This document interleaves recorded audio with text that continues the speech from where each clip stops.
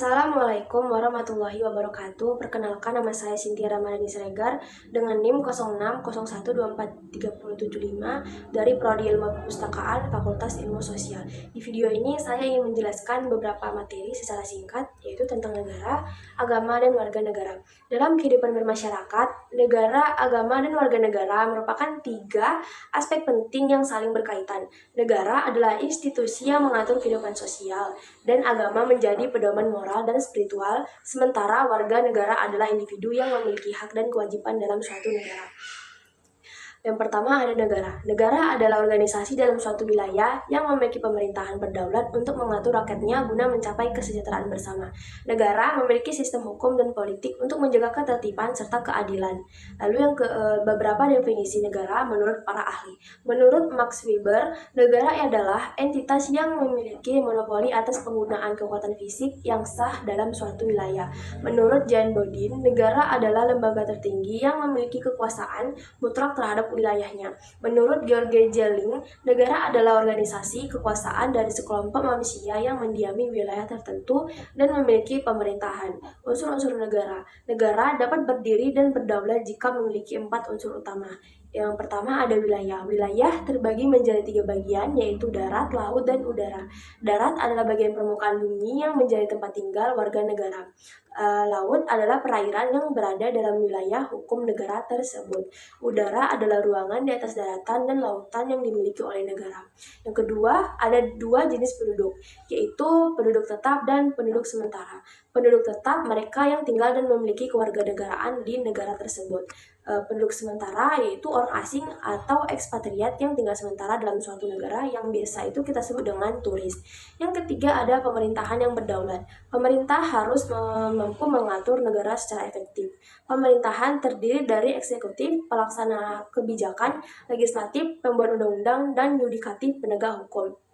Yang keempat ada pengakuan dari negara lain. Pengakuan de facto merupakan pengakuan berdasarkan kenyataan bahwa negara tersebut memang ada dan berfungsi. Pengakuan de jure merupakan pengakuan hukum secara resmi oleh negara lain. Fungsi negara, menurut teori klasik, negara memiliki 4 fungsi utama, yaitu 1. Melindungi rakyatnya dari ancaman dalam dan luar negeri. Yang kedua, menegakkan hukum dan keadilan melalui sistem peradilan. Yang ketiga, menyediakan kesejahteraan sosial seperti pendidikan, kesehatan, dan ekonomi. Yang keempat, menjalankan hubungan internasional dengan negara lain. Lalu ada bentuk-bentuk negara. Yang pertama ada negara kesatuan. Pemerintahan itu berpusat di tangan pemerintahan pusat. Contohnya Indonesia, Prancis, dan Jepang. Yang kedua ada negara federasi yang terdiri dari beberapa negara bagian dengan kewenangan sendiri, tetapi tetap berada di bawah pemerintahan pusat. Contohnya adalah Amerika Serikat, Jerman, dan India. Yang kedua ada agama. Agama adalah sistem kepercayaan dan praktik spiritual yang mengatur hubungan manusia dengan Tuhan, sesama manusia, dan lingkungannya. Menurut para ahli, menurut Emil Durkheim, agama adalah sistem terpadu yang berisi kepercayaan dan praktik yang terkait dengan hal-hal sakral. Lalu ada peran agama dalam negara. Yang pertama ada sumber nilai dan moralitas. Agama membentuk nilai-nilai moral dan menjadi dasar hukum dan kebijakan negara. Yang kedua ada pemersatu masyarakat. Agama memberikan identitas dan membentuk solidaritas sosial. Yang ketiga ada pengaruh dalam kebijakan publik. Di beberapa negara, ajaran agama menjadi dasar dalam pembuatan hukum dan kebijakan. Hubungan agama dan negara. Yang pertama ada negara sekuler. Ini memisahkan agama dari pemerintahan. Contohnya Prancis dan Amerika Serikat. Yang kedua ada negara teokrasi. Pemerintahan berdasarkan ajaran agama tertentu. Contohnya Vatikan dan Iran. Yang ketiga, negara dengan agama resmi. Negara mengakui agama tertentu, tetapi tetap menghormati agama lain. Contohnya Indonesia, Pancasila, Inggris, dan Anglikan. Yang ketiga, ada warga negara. Warga negara adalah individu yang secara hukum diakui sebagai anggota suatu negara dengan hak dan kewajiban tertentu.